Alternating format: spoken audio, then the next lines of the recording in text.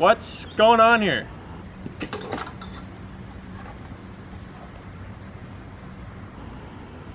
Leave No Trace was written and directed by Deborah Granick, who received critical acclaim for the Oscar-nominated Winter's Bone back in 2010. She's now bringing us yet another film set in a real-world framework about a father and his preteen daughter avoiding being caught by the US government by residing in national parks.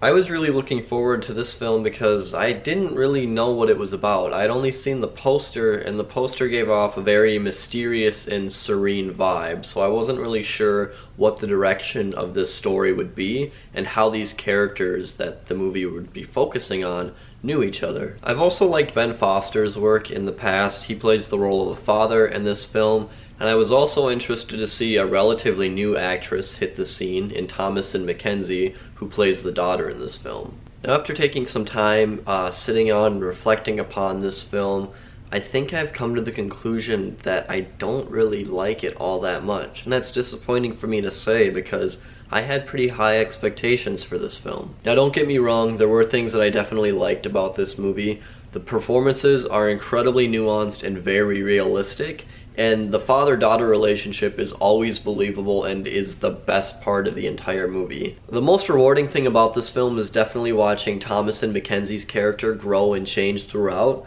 This really serves as the greatest motivating factor to see this story through to the end.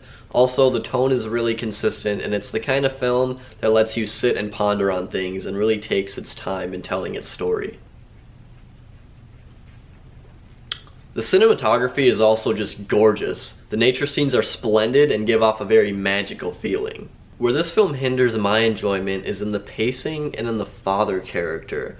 It's definitely a slow-burning movie, which is fine. I can always get behind that.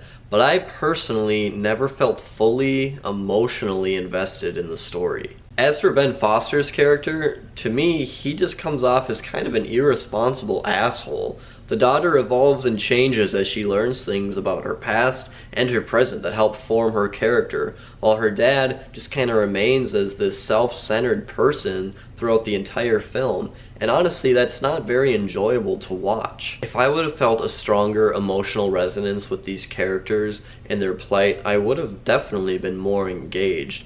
But it just seemed like they were constantly doing everything that was out of their best interest.